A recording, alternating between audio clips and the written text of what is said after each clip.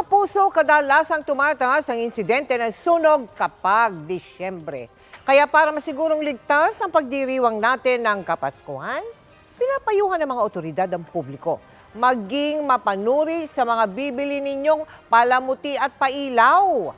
Nakatutok si June Veneracion. Sa gitna ng paghahanda at kasiyahan tuwing Disyembre, madalas nandyan din ang banta ng disgrasya. Kabilang sa mga binabantayan, ang mga pailaw at palamuti. Sa isang lugar sa Maynila, nakilala dahil sa mga itinitindang Christmas decoration, nakita naming namimili si Raymar Diquiros. Racket niya ang pagiging Christmas decorator. Sobrang busisi niya raw, lalo na kapag Christmas lights ang binibili. Sobrang careful ko talaga sa mga kliyente kasi nga kliyente yun so sa akin ang balik. Dapat talagang mag-ingat dahil kapag hindi di kalidad ang Christmas light, maaari itong pagmula ng sunog. Sa datos pa naman na nakalap ng GMA News Research, mula 2016 hanggang 2019, papataas ang mga insidente ng sunog tuwing Disyembre.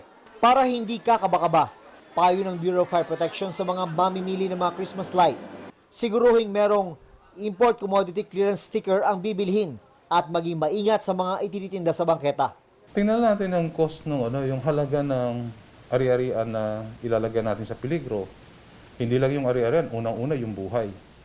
Isusugal ba natin yung mga buhay natin sa paggamit ng substandard na nabibili natin kung saan-saan? Sa panahon ngayon na nagkalat ang mga peking produkto, pinapayuhan din ng mga nagtitinda ang mga mamimili na maging mapanuri.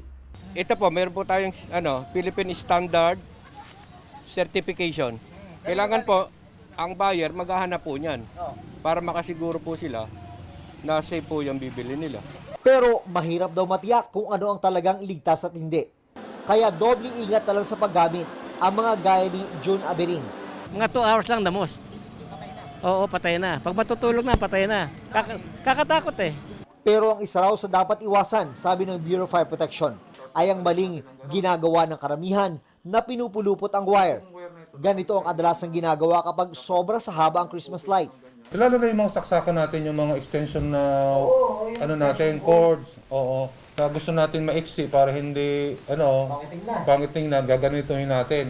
Tapos ang dami mong saksak. Umiinit yan. Pag ang init hindi nakalabas, hindi yan nadadaanan ng hangin, pili siya mag-start ng sunog.